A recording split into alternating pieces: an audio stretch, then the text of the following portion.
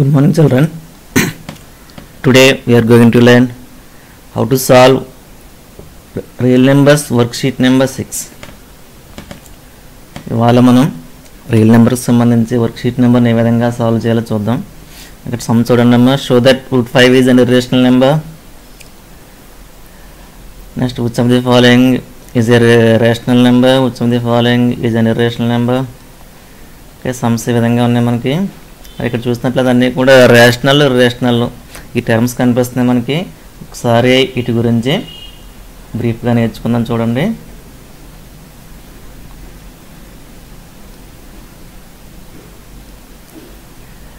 Rational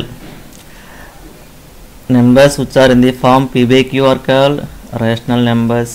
Numbers which are not in the form p by q are called irrational numbers. Suppose √2 తీసుకుంటే ఇది rational number. √4 is equal to it is a rational number. Okay, ఈ విధంగా మనకి rational numbers irrational numbers ఉన్నాయి. 5 plus √2 it is irrational number. √5 into √2 is equal to √10. It is an irrational number. ఇంకా అదేవిధంగా మనకి ఒక చిన్న కాన్సెప్ట్ ఉంది. p divides a square then p divides a.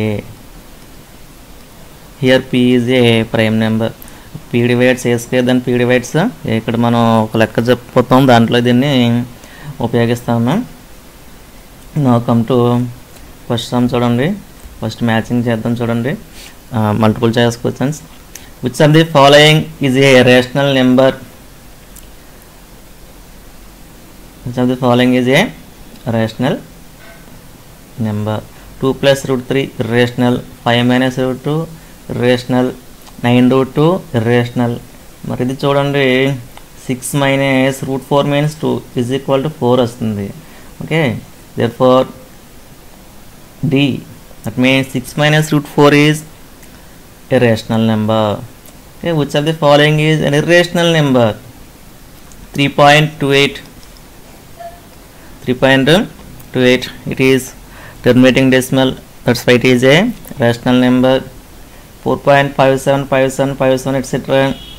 Okay, it is a non-terminating repeating decimal. That's why it is rational number. √4 means 2. It is rational number. √5 is irrational. Answer is D. The conjugate of 2 plus √3. The conjugate మన 9th class నేర్చుకున్నాం చూడండి. a plus √b కి conjugate a minus √b.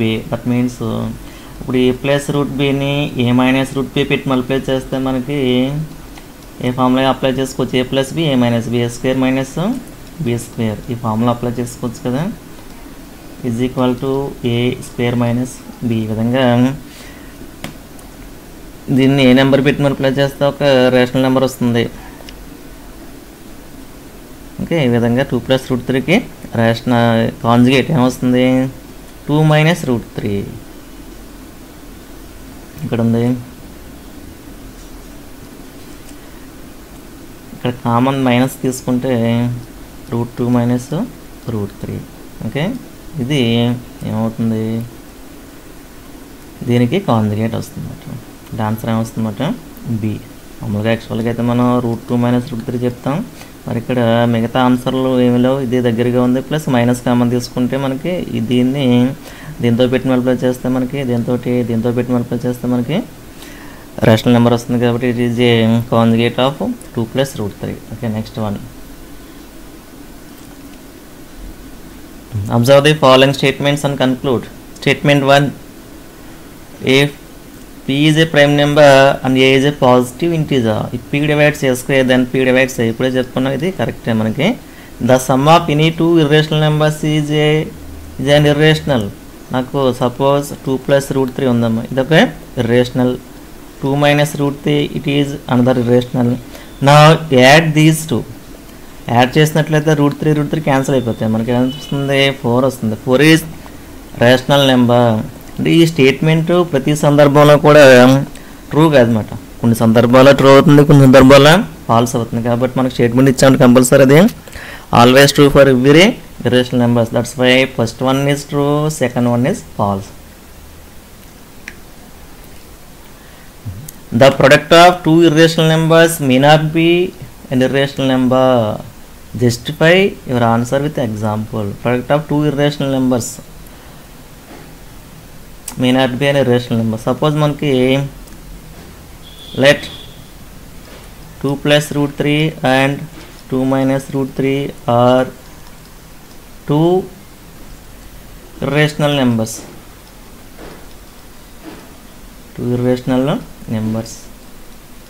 ఇప్పుడు వీటి product తీసుకోండి. 2 plus root 3 into 2 minus root 3 is equal to ఎంత వస్తుంది? a plus b into a minus b. 2 whole square minus root 3 whole square is equal to 4 minus 3 is equal to 1. It is not a irrational. It is not an irrational number. Therefore the product of lastly statement రాస్తామట. The product of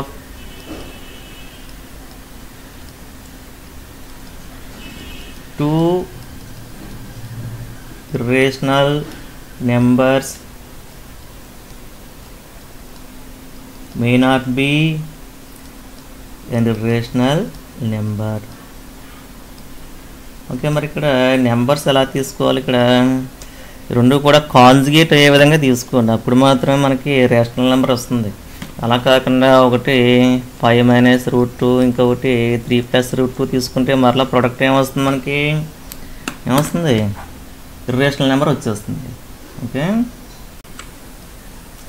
okay next one చూద్దాం రండమ్మా.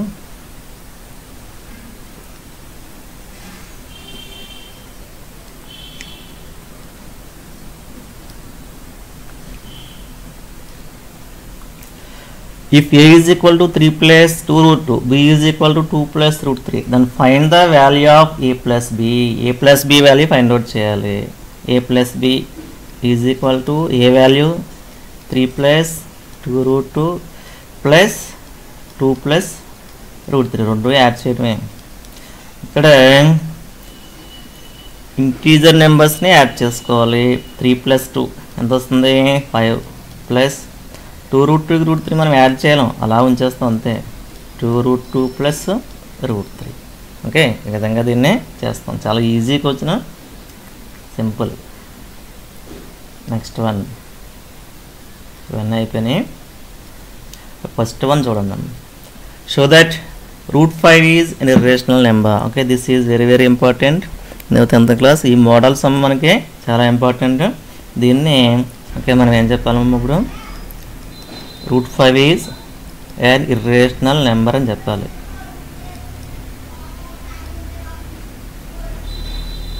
దీనికోసం మనం ఏం చేస్తామంటే suppose root 5ని rational number అని తీసుకుంటాం. కొన్ని స్టెప్స్ చేసిన తర్వాత మనకు ఒక రాంగ్ వస్తుంది, కాంట్రడిక్షన్ వస్తుంది. అంటే మనకి రాకూడనటువంటి ఒక విషయం వస్తుంది. ఎందువల్ల వచ్చిందంటే దీన్ని రేషనల్ నెంబర్ అని ఎజ్యూమ్ చేసుకోవడం వల్ల వచ్చింది. కాబట్టి అవర్ అజంప్షన్ ఈజ్ రాంగ్ అని చెప్పి root 5 is an rational number అని చెప్తామన్నమాట. జాగ్రత్తగా వినండి. First let us solution. Assume that root 5 is a rational number. root 5 is a rational number. The rational number కాబట్టి every rational number can be expressed as a p by q form. a by b కింద రాసుకున్నాం.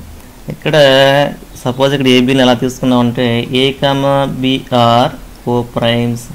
a, b are co-primes. co-primes అంటే ఒకసారి చూడండి. ఇప్పుడు 8, 6 ఉన్నాయి. మరి ఇక్కడ చూసినట్లయితే 2 క్యాన్సిల్ అవుతుంది. ఎంత వస్తుంది? 3, 2 వస్తుంది. ఇప్పుడు ఈ 3, 2ని ఏమంటామంటే co-primes అంటాం. సపోజ్ ఇంకా ఎగ్జాంపుల్ తీసుకుందాం. 10, 3 ఉందాం. ఈ 10, 3లో కామన్ ఫ్యాక్టర్ 7 ఉన్నాయి. ఇక్కడ ఏమీ లేవు కాబట్టి 10/3 అనేది సింప్లెస్ట్ ఫామ్. ఈ 10, 3ని ఏమంటామంటే co-primes అంటాం.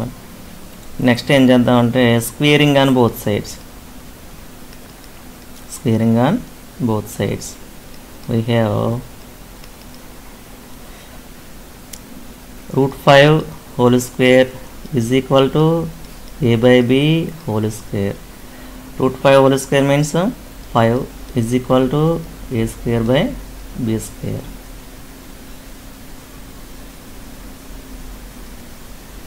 నెక్స్ట్ క్రాస్ మల్టిప్లికేషన్ చేస్తే 5 into b square is equal to a square.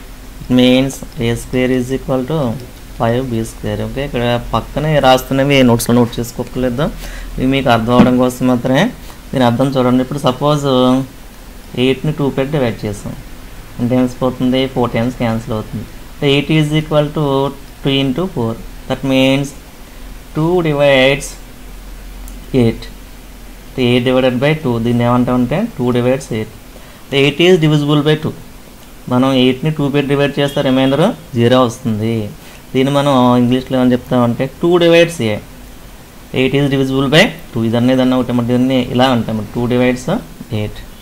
అదేవిధంగా ఇక్కడ A square is equal to number into ఇంకో నెంబర్ కింద ఉంది, అంటే ఏ స్క్వేర్ని 5 పెట్టి డివైడ్ చేస్తే క్వశ్చన్ బి స్క్వేర్ వచ్చింది. దాని అర్థం ఏంటి, ఇప్పుడు 8 square ఈజ్ డివిజిబుల్ బై 5. దీన్ని ఇంకోలా ఎలా రాసుకోవచ్చు మనం, 5 divides a square. ఇప్పుడే మనం మల్టిపుల్ చాయిస్ క్వశ్చన్స్లో ఒక విషయం నేర్చుకున్నాం. p divides a square, then p divides a. దీన్ని బట్టి మనం ఏం చెప్పొచ్చు, ఇంకా 5 divides a. 5 divides a. అర్థం ఏంటి, ఏని 5 పెట్టి డివైడ్ చేస్తే రిమైండర్ మనకి 0 వస్తుంది. 0 వచ్చినప్పుడు క్వశ్చన్ కూడా ఎంతో కొంత వస్తుంది కదా, దాన్ని ఏమనుకుందాం అంటే సి అనుకుందాం. దేర్ఫోర్ ఏని ఎలా రాసుకోవచ్చు, ఇక్కడ ఏ ఈజ్ ఈక్వల్ టు 5c కింద రాసుకోవచ్చు కదా. ఇప్పుడు A is equal to 5 into c. ఇది ఈక్వేషన్ని 1 తీసుకుందాను, substitute A is equal to 5c in 1. ఎంత వస్తుంది చూడండి, 5c whole square is equal to 5b square. 5c whole square means 5c into 5c. 5c into 5c is equal to 5b square.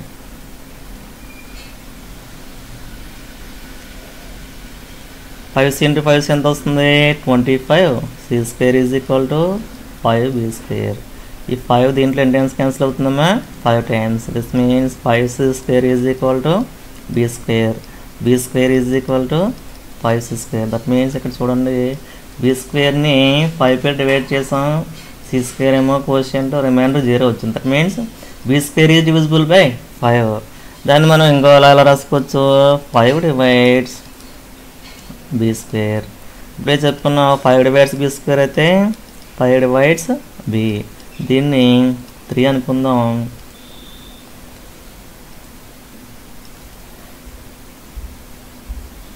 ఇప్పుడు 5 divides a ఉంది కదా, దీన్ని second equation అనుకుందాం. ఓకేమ్మా, ఇప్పుడు 5 ఇప్పుడే చూడండి, 5 divides a అంటున్నాం, 5 divides b అంటున్నాం. దీని అర్థం ఏంటి, 5 ఏలో క్యాన్సిల్ అవుతుంది, 5 bలో క్యాన్సిల్ అవుతుంది. ఫ్రమ్ 2 and 3 ఈ విధంగా క్యాన్సిల్ అవుతాయి. 5ని ఏమంటాం, 5 is a factor of both a and b. 5 అనేది ఏకి ఫ్యాక్టర్ అవుతుంది, కానీ ఏబీల్ని ఏమన్నా కోప్రైమ్స్ అంటున్నాం.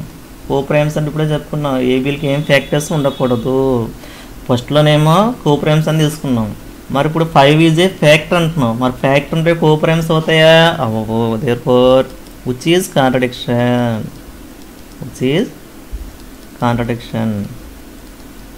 ఇది జరిగే పని కాదు. therefore our assumption is wrong.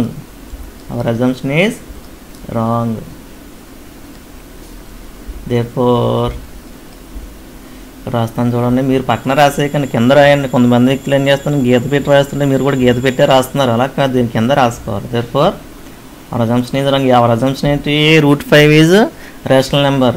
దాని తప్పు కాబట్టి ఏమవుతుంది, √5 is అండ్ రేషనల్ నెంబర్. ఈ విధంగా మనం చేస్తామమ్మా. మళ్ళీ ఒకసారి బాగా చూసుకుని ప్రాక్టీస్ చేసుకోండి. ఏమైనా డౌట్స్ ఉంటే మనం స్కూల్కి వచ్చినప్పుడు అడగండి. Okay, thank you.